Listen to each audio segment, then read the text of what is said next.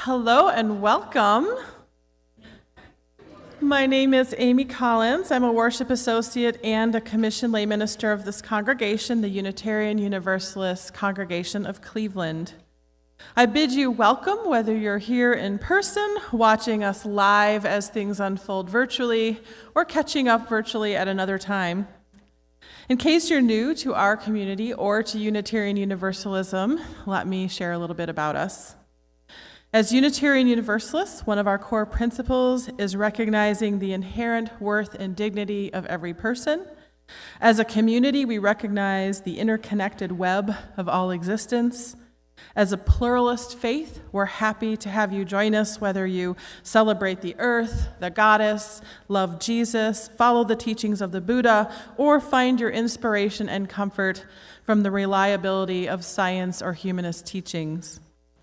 Our covenant with one another transcends race, gender identity, sexual identity, financial means, age, and all the other elements of who we are that some might use to divide us. We especially welcome any guests who are worshiping with us for the first time today. If you're interested in more information about who we are, we have some guest cards in the pew racks in front of you that you can fill out and place in the offertory plate when it comes around later in the service. We can then reach out to you, answer any questions that you might have about our congregation. If you're watching online, you can always go to our website and reach out to us through that connection, uucleveland.org. On the back of your order of service, we're still doing the QR code. You can scan that. It'll take you to our contact tracing form so we can let you know if anything important happens on the health front. We are about to enter into sacred space. Please take a moment to silence your phones or any other electronics that go beep, or as my fellow worship associate Greg would say, set it in worship mode. I always love that. And our chalice lighter this morning, before we read the words that are in your order of service, is Suzanne Dilbert. She is a familiar face to most of us. She's the vice chair of the Racial Justice Leadership Team. This year, she'll be one of our delegates going to General Assembly. She is the one who has coordinated the sale of the Standing on the Side of Love t-shirts, which will be for sale again today during coffee hours, so see her there. And she's also one of the connectors. That's one of the folks that reaches out to new folks, new visitors, and helps them get connected with the congregation. So now if you would join me in our chalice lighting words in your order of service, which is our new covenant. Please join me. We cultivate trust with one another by celebrating differences, honoring boundaries, and offering compassion and care. We listen to each other deeply with curiosity and wonder.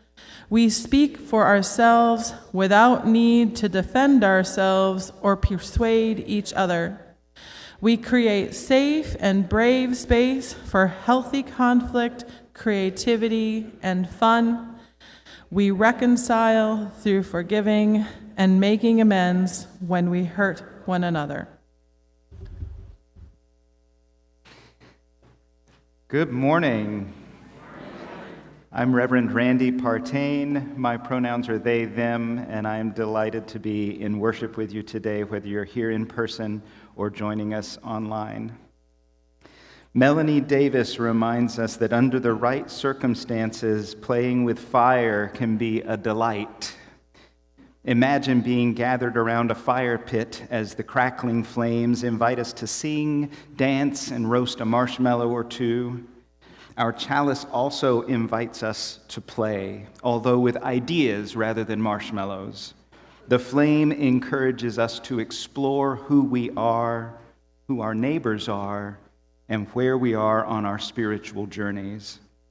So today, may we accept lighting this chalice as an invitation to play, and let us trust this light to guide us through this hour and in the days to come, finding joy along the way. In a moment, we're going to sing out praises for the journey. The lyrics are in your order of service.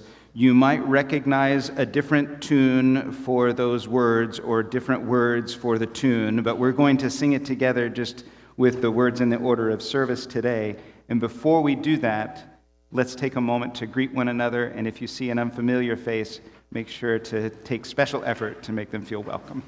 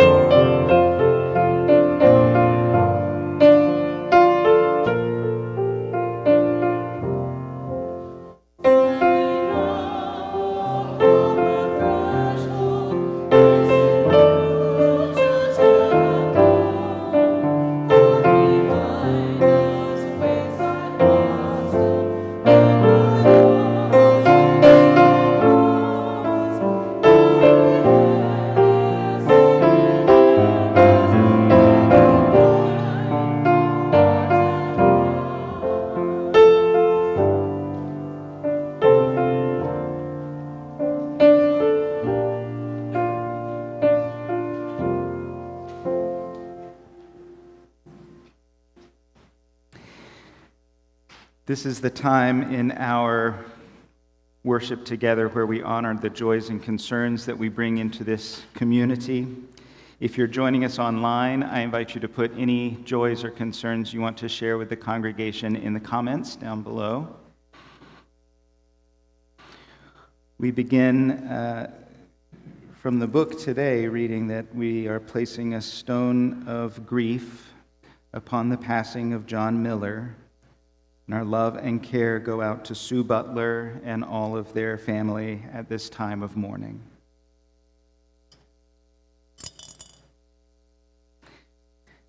And we place a stone of celebration for Suzanne Zilber's 30th wedding anniversary with Aidan Mann, who attends St. James AME and St. Paul's Episcopal Churches. We celebrate with you and Aidan.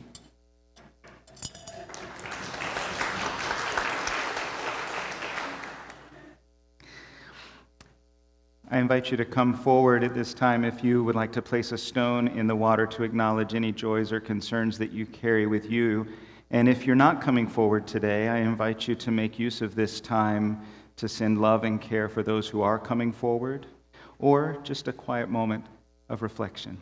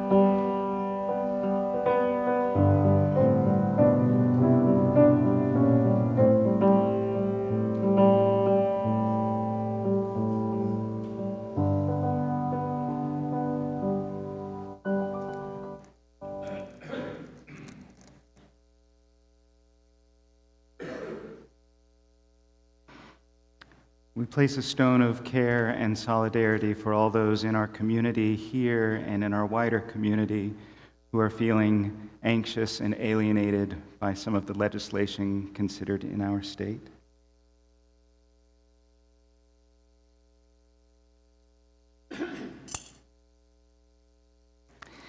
And a stone to acknowledge those joys and concerns that were shared online today. And just a reminder that by sharing these joys and concerns, these stones are now ours as a community. And so I hope that you'll let people know what these stones meant to you in the hours or days ahead, so that by sharing our joys, they may be magnified, and by sharing our burdens, they may be lessened.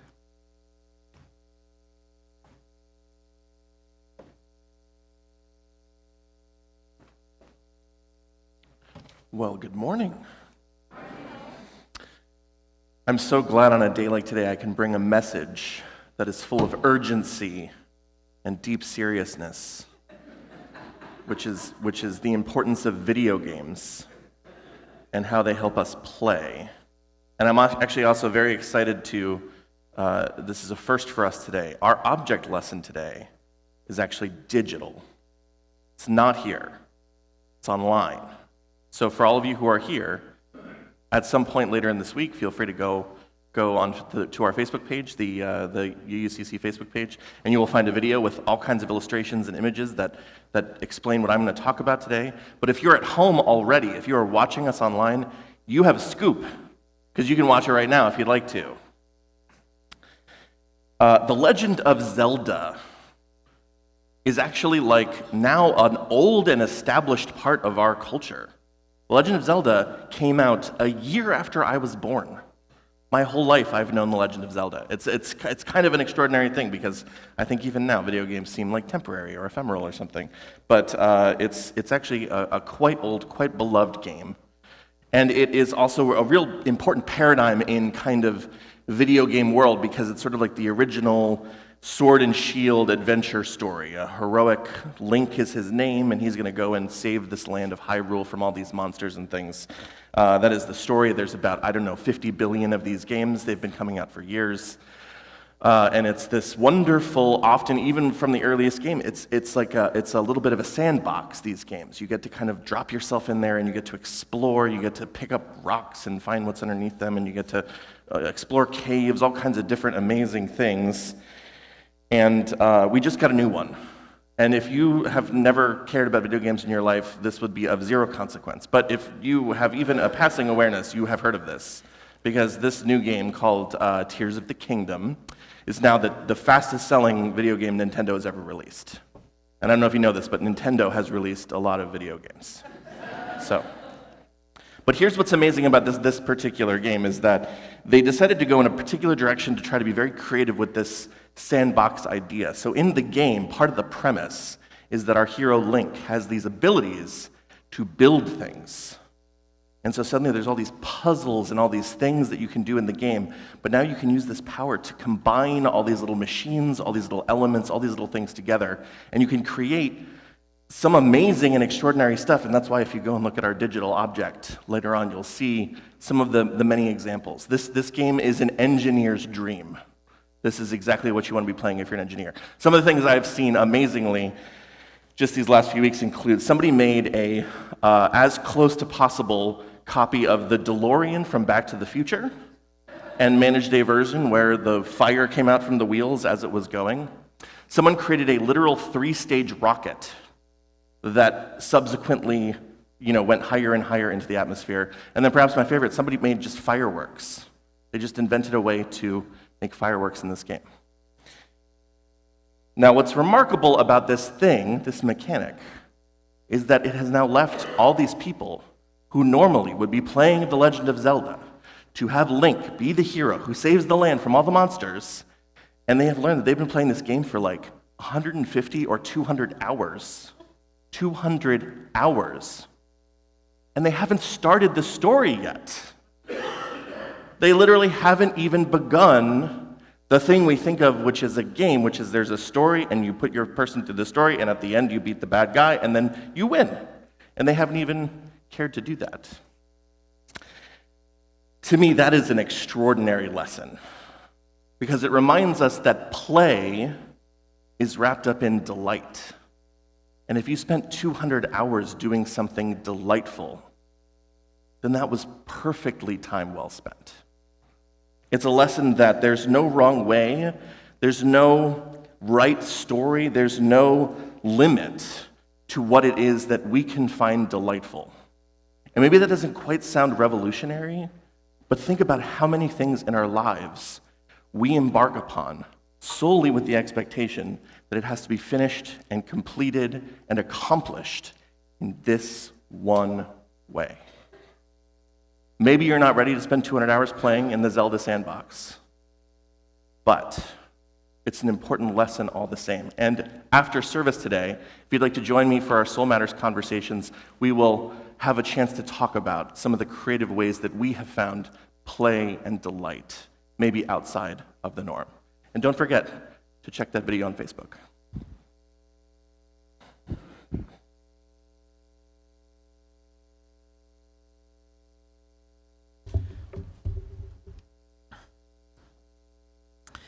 This morning, our offering collection will be to benefit DRUM, an acronym for Diverse, Revolutionary, Unitarian Universalist, Multicultural Ministries. DRUM. DRUM leads efforts to fulfill the resolution towards becoming an anti-racist, anti-oppressive, multicultural UUA. It's a people of color ministry, an anti-racist collective bringing lay and religious professionals together to overcome racism through resistance and transform Unitarian Universalism through our multicultural experiences. It's grounded in the UU tradition and maintains a close relationship with the UU Association of Congregations. DRUM organizes community building events, leadership trainings, and is an advocate within the UUA. Please give generously within your means to those dedicated volunteers who put so much energy into this anti-racism work that has never been more urgent. Either throw a check or cash in the plate as it's passed, or you can use the Cash App to donate. That link is in your order of service. It is $UUCC 44122. Thank you.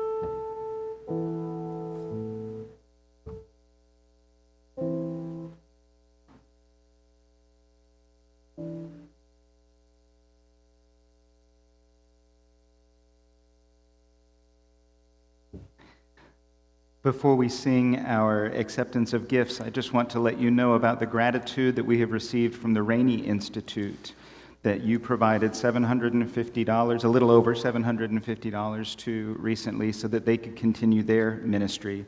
Just as a reminder that our work here is work that reaches out into the larger world to express our Unitarian Universalist values in a meaningful way for the people around us.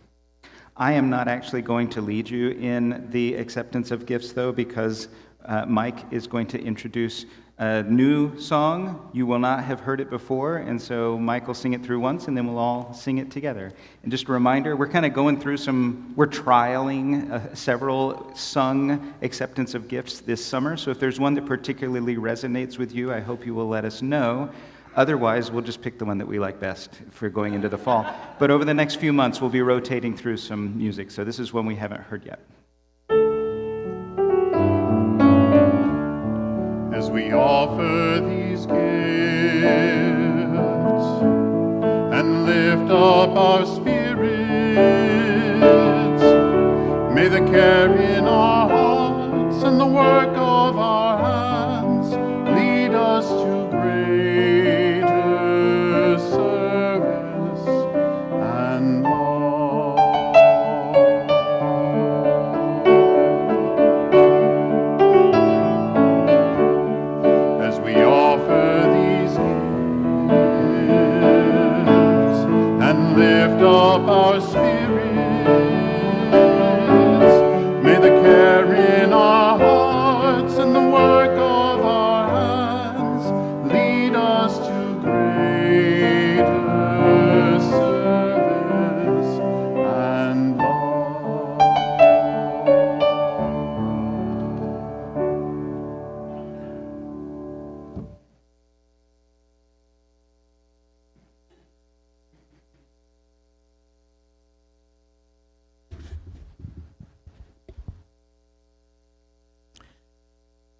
I am much too alone in the world, and yet not alone enough to make every moment holy.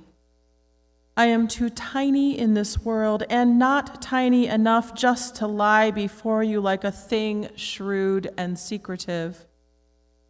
I want my own will, and I want simply to be with my will as it goes toward action. And in those quiet, sometimes hardly moving times when something is coming near, I want to be with those who know secret things, or else alone. I want to be a mirror for your whole body, and I never want to be blind or to be too old to hold up your heavy and swaying picture. I want to unfold. I don't want to stay folded anywhere, because where I am folded, there I am a lie. And I want my grasp of things to be true before you. I want to describe myself like a painting that I looked at closely for a long time, like a saying that I finally understood, like the picture I use every day, like the face of my mother, like a ship that carried me through the wildest storm of all.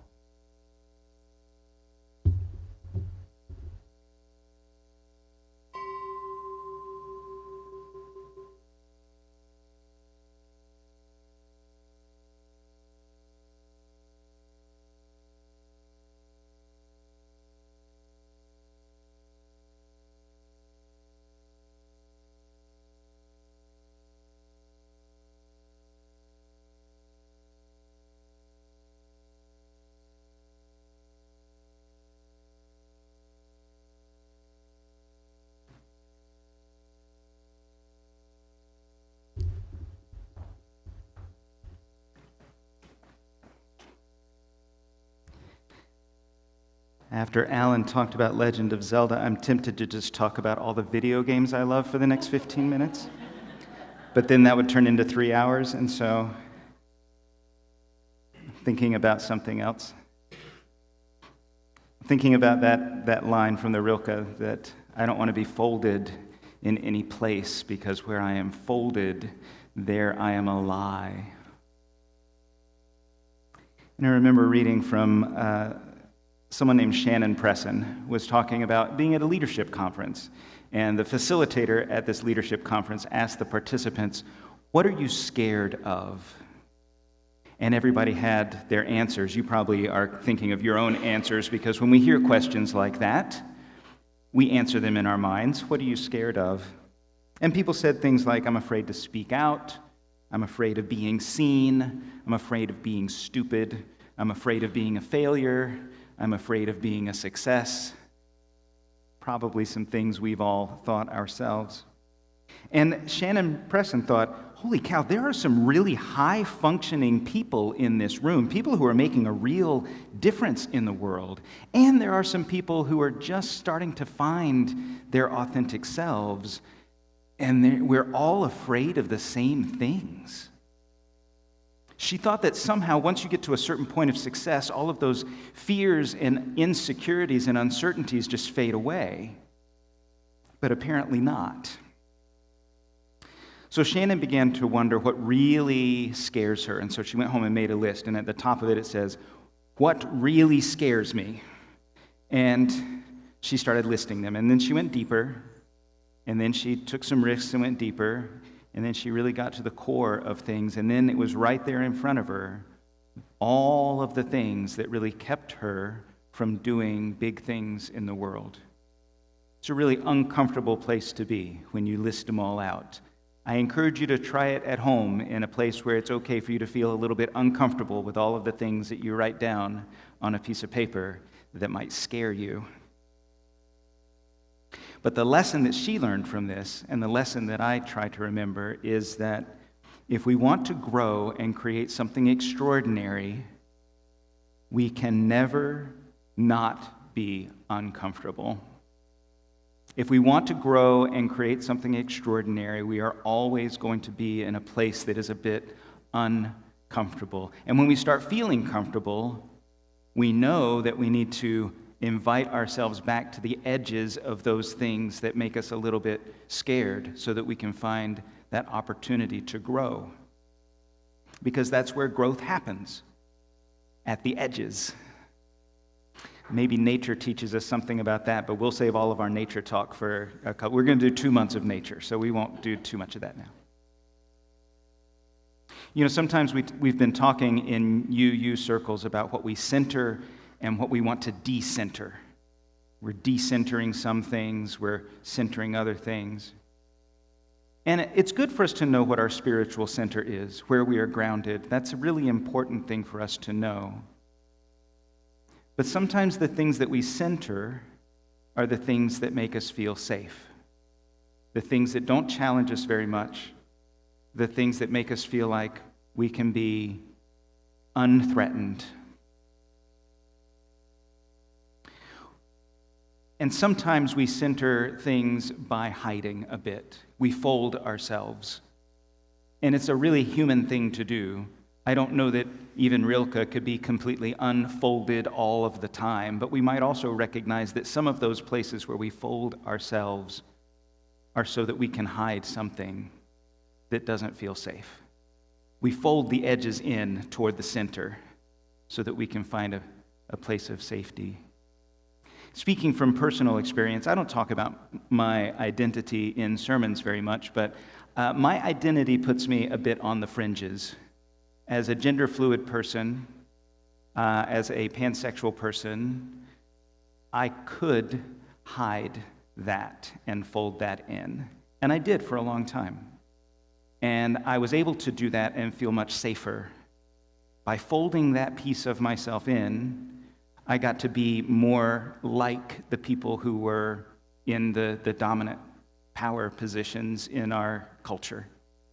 I got to pass pretty easily. There are a lot of people of color who talk about whether they can pass or not. They might talk about code switching so that they can pass in a certain way in some spaces, and how stressful it is to have to figure out who to be in different places when you can't just be you. There are people in the queer community that talk about passing. How can we get by in a way that doesn't draw too much attention, because who I am is a bit on the fringes, and it's not acceptable to some people, and it's risky. It's risky to be on the fringes. Doesn't feel safe. So how do I fold that part of me over so that I'm in a place that feels safer? But that doesn't allow us to be our full selves. It doesn't allow us to be fully authentic human beings when we fold that over. We know at some place in ourselves that we are lying about who we are. And maybe sometimes we need to. And I know in UU circles and in some other liberal spaces, we wonder about ID caucuses. We have different caucuses. We have spaces where people of color or people in the LGBT community or people in with other identities can come together with other folks that share that identity, and it's kind of exclusive. If you don't have that identity, that space is not for you. And it feels maybe a bit wounding for some of us to say, what do you mean I can't be in this space? I love these people of color. I want to be with them. I get so much out of my relationship with them, and now you're saying I can't go into this room because it's just people of color in that room? That's a little mean. And I experienced this recently. I went to a spiritual directors conference in Madison, Wisconsin in early May. And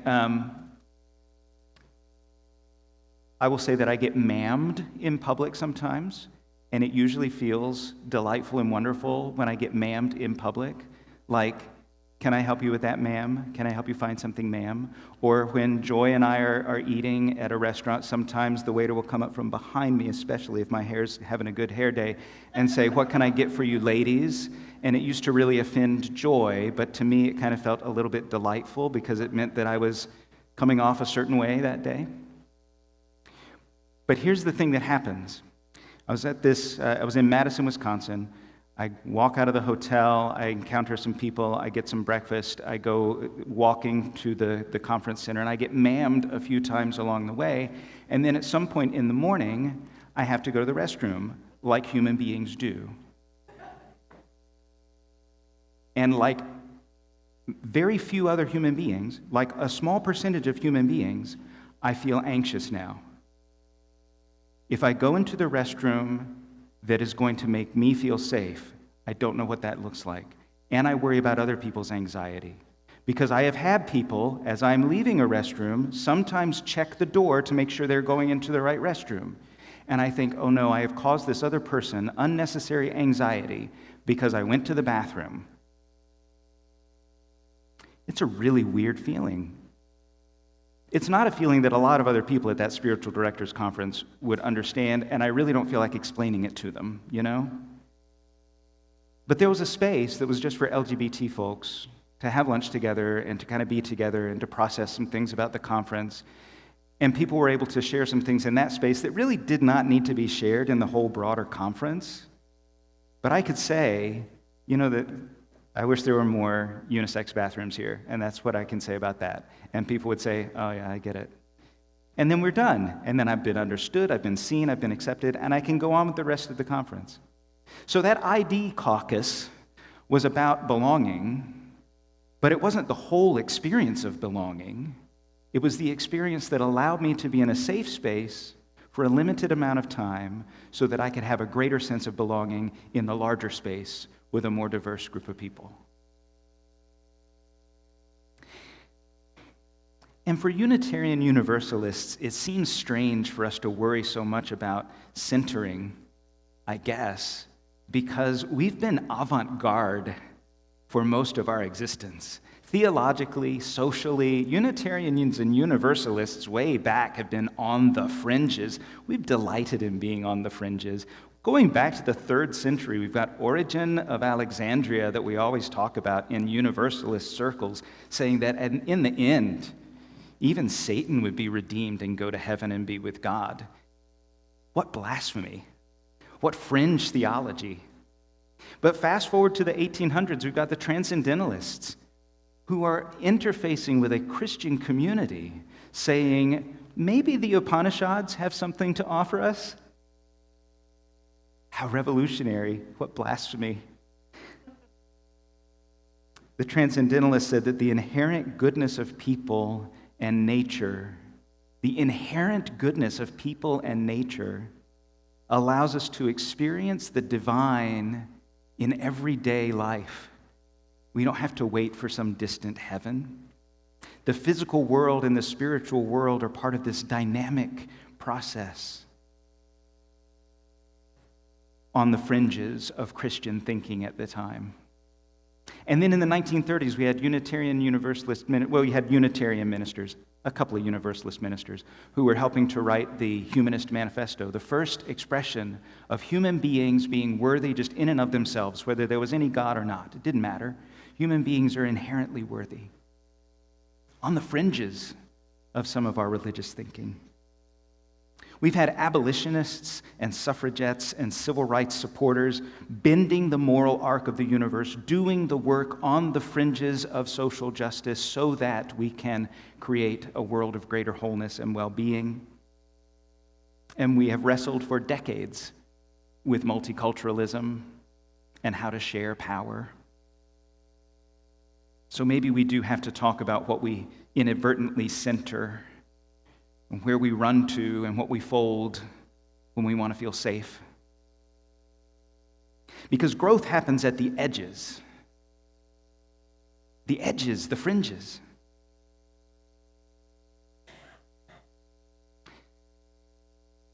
This month is Pride Month. I've still got the toenails for my Pride toenails. And tomorrow is Juneteenth. Some celebrations are happening today. Juneteenth is a celebration. Pride is sometimes a celebration, but also still a protest. I think Juneteenth might still be a bit of a protest, too. We are in the midst of a society where people are still struggling to be legitimately welcomed and celebrated and affirmed. People of color, people in the LGBT community, we can name several other identities, people who are still struggling to be welcomed and celebrated and affirmed. Who are we as Unitarian Universalists in the midst of that society? Who are we called to be in a society where people are still struggling to be welcomed and celebrated and affirmed? Are we people who fold ourselves in and stay safe in the center? Or are we people who delight in going to the fringes and growing into what the world needs? That's a loaded question. You know what the answer is. Sometimes when we see people struggling to be welcomed and celebrated and affirmed, it doesn't look very graceful. Sometimes we say, why can't they just be a little bit more polite about these demands? It would be so much easier to hear them if they were being a little more graceful with this struggle. And sometimes I think the struggle is just too important to worry about whose toes are getting stepped on. Some of us might think that this struggle is a relic of the past. You know, we're Unitarian Universalists. We have already welcomed you. We are already affirming you. What are you still whining about? Just come be part of our church and be welcomed and celebrated and affirmed. We've already done this. And in our state, there is oppressive legislation being considered right now. Anti-trans legislation, legislation that is unfairly affecting women of color, anti-welcoming, anti-affirming legislation. And there are people in our congregation who are affected by this, and there are a lot of people in our larger community who are affected by this. People who are told, you are too far on the fringes to be welcome here. The Supreme Court is seriously considering whether a store owner should be allowed to put up a sign that says, no LGBTQ customers allowed. We don't serve people with that identity. Who are we in the midst of that as Unitarian Universalists? And I think about this even as a minister, because the trend is that fewer and fewer ministers leaving seminary are going into congregational ministry. What I'm doing is becoming a rarity, not just in Unitarian Universalist circles, but in other spaces too. Ministers are going into community ministry or entrepreneurial ministry. And I think they're going to the fringes. They're going to the place where growth needs to happen. And there's a real temptation when we see all of this stuff happening in the world to batten down the hatches, to hunker down, to create a safe space, to set boundaries that look an awful lot like barbed wire, to preserve what we have, to pass for religious community. But I think we have to ask, what's next? What is it that the world needs? Who are we called to be? And delight in naming what scares us about that. Delight in being able to look at it and say, oh my goodness, we're going to have to lean into some scary stuff. If we want to grow, we're going to have to lean into some uncomfortable territory.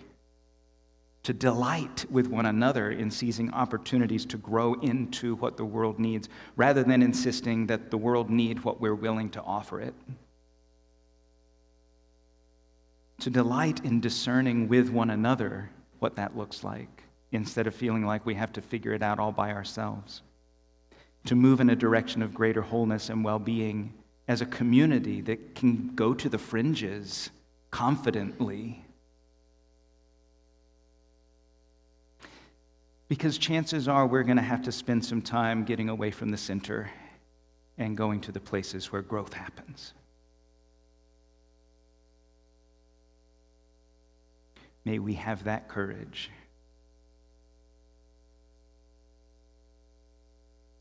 Amen, and blessed be. And now we will sing what we are all thinking, I wish I knew how. Hymn number 151. In the great hymnal.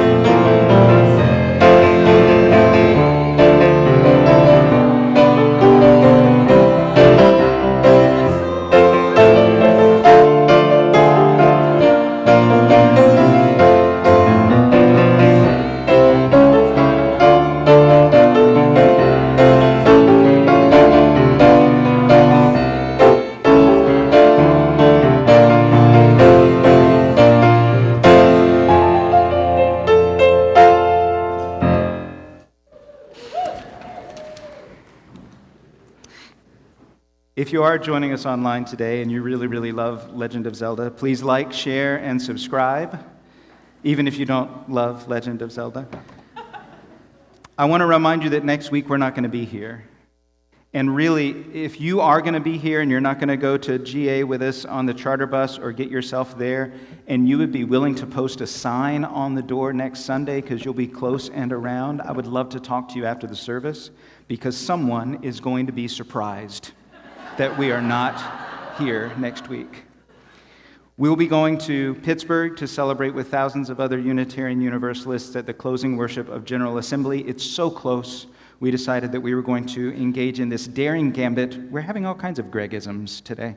This daring gambit of going to General Assembly for worship. We have a charter bus. It is not full. So if you still want a seat on that bus next Sunday, please fill out the form that's online or reach out to me and I'll get you to that form. And then we'll be having lunch together in Pittsburgh for those of us that would like to do that. Sharon Edmond has set that up for us, and so I can get you all the details if you let me know. But you got to let me know. We will have Side with Love t-shirts on sale today at coffee hour, and I'll just remind you that we're going to have a labyrinth over here on the west lawn set up by the Earth-Centered Spirituality Group. They'll be doing a labyrinth walk for the solstice on Wednesday evening at 7. Bring something to sit on. And then Reverend Shirley Nelson will be facilitating a labyrinth walk on July 2nd after our service. And in between there, you'll have the opportunity to go and use that meditation space on your own. This Tuesday at 4:30, we still need 100 people. I know we've got some significant numbers already, but we need 100 people to show up in support of GCC at the Cuyahoga County Council meeting. This is the pre-justice trial team talking about what the council can do right now to prevent unnecessary incarceration, lower the jail's population, and provide for public safety. There'll be a table in Fellowship Hall, so you can sign up to do that on Tuesday, June 20th. And a little bit looking into the future, July 9th is going to be an exciting day here because we're going to have worship, and then we have Free Cycle right after worship, and then Moises Borges is going to be in concert out on the lawn, most likely on the lawn if weather allows. So bring a picnic lunch, make a day of it. We're going to have a lot of exciting things happening on July 9th, and I'll remind you about it on July 2nd, but I'm going to tell you about it now so you can make plans. We'll have Soul Matters in the library if you want to talk more about the sermon today and how it touches you personally. And that is all that's going on. That's not all that's going on. Check your newsletters. There's more stuff to be sure. As we leave this place today, may we go with the confidence that when we move to the fringes, to the places where we need to grow as individuals and as a community, that we'll be doing so with the comfort and confidence that there are people joining with us and helping us to return to that safe center when we need it, so that we can do what we need to do for ourselves to go back out and love the world like we mean it. Go with peace and courage.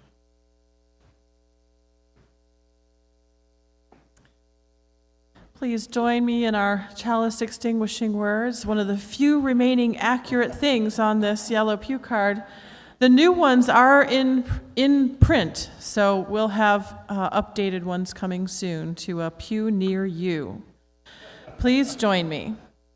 We extinguish this flame, but not the light of truth, the warmth of community, or the fire of commitment. These we carry in our hearts until we are together again.